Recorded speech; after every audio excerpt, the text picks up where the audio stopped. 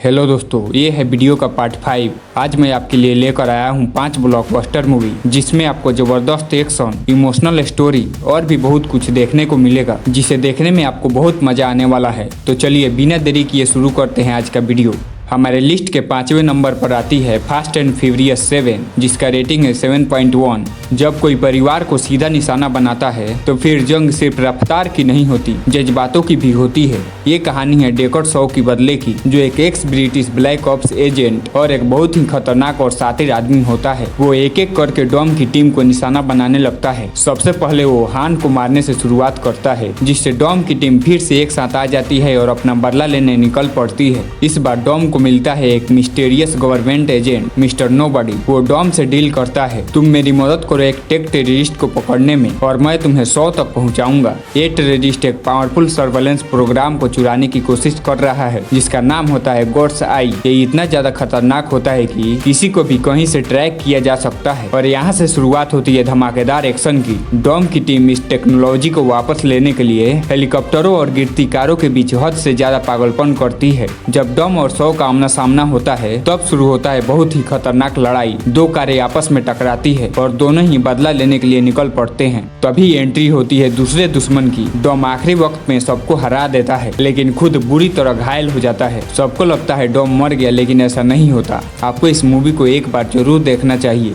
हमारे लिस्ट के चौथे नंबर पर आती है ब्लैक पैंथर, जिसका रेटिंग है 7.3। अफ्रीका के बीचों बीच बसा एक गुप्त देश वकांडा, जो दुनिया की सबसे ताकतवर धातु वर्वरेनियम का मालिक है। यही वर्वरेनियम उसकी तकनीक, सुरक्षा और शक्ति का स्रोत है। टीचला अपने पिता किंग टीचका की मृत्यु के बाद वकांडा का नया राजा बनने की तैयारी करता है। राजा यानी वकांडा का रक्षक ब्लैक पैंथर। उसके राजा बनते ही एंट्री होती है एक खतरनाक विलन की, जो एक अमेरिकन ब्लैक ऑप्स सोल्जर है, लेकिन असल में वो ब्लैक पैंथर का भाई होता है। और वो आता है अपना हक छीनने। किलमोंगर राजा बनना चाहता है ताकि वकांडा की ताकत का इस्तेमाल करके दुनिया भर में दबाए गए ब्लैक लोगों को आजादी दिला सके, हथियारों और जंग के जरिए। उसके बाद होती है एक आखिरी लड़ाई, जहाँ वर्वरेनियम से बनी टेक्नोलॉजी, फ्लाइंग शिप और स्पीयर वेल्डिंग वॉरियर्स टकराते हैं। टीचला किलमोंगर को हराता है, लेकिन उसे मरने नहीं देता। आपको इस मूवी को एक बार जरूर देखना चाहिए। इस मूवी का एक्शन आपको फुल मजा देने वाला है।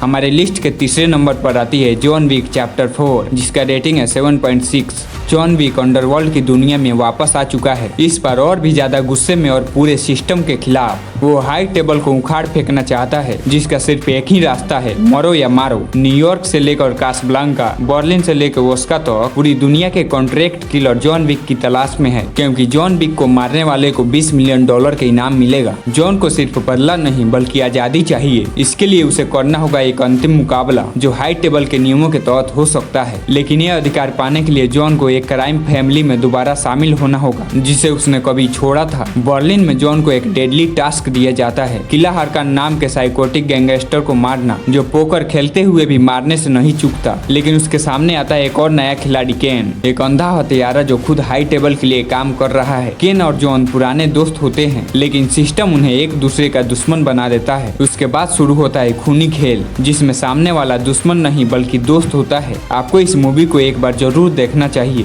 हमारे लिस्ट के दूसरे नंबर पर आती है captain America the winter soldier, जिसका रेटिंग है 7.7। कैप्टन अमेरिका अब शील्ड के लिए काम कर रहा है। वो तेजी से बदलती इस दुनिया को समझने की कोशिश कर रहा है, लेकिन जब वो एक मिशन पर जाता है तो उसे पता चलता है कि शील्ड के अंदर कुछ गड़बड़ है। स्टीव और नताशा जब सच्चाई का पीछा करते हैं तो उन्हें पता चलता है कि हाइड्रा, वो नाजी संगठन जिसे उन्होंने सालों पहले हराया था, वो अब शील्ड के अंदर छुप कर जिंदा है। हाइड्रा का अगला प्लान है प्रोजेक्ट इनसाइट। 3 विशाल हैरी जो सैटेलाइट डेटा के जरिए उन लोगों को पहले ही मार देंगे जो भविष्य में उनके लिए खतरा बन सकते हैं। लेकिन कहानी का असली मोड़ तब आता है जब कैप्टन को पता चलता है कि विंटर सोल्जर कोई और नहीं बल्कि उसका पुराना दोस्त बुकी बार्न्स है, जो हाइड्रा के हाथ ब्रेन वाश्ड हो चुका है। उसके बाद शुरू होती है जंग, जिसमें लड़ाई किसी दुश्मन से नहीं बल्कि खुद से करनी है। आपको इस मूवी को एक बार जरूर देखना चाहिए। हमारे लिस्ट के पहले नंबर पर आती है द अवेंजर्स, जिसका रेटिंग है 8। एक रहस्यमय कॉस्मिक क्यूब है जो अनलिमिटेड एनर्जी देता है। शील्ड इसे स्टडी कर रहा था तभी स्पेस से आता है लोकी, थॉर का सौतेला भाई।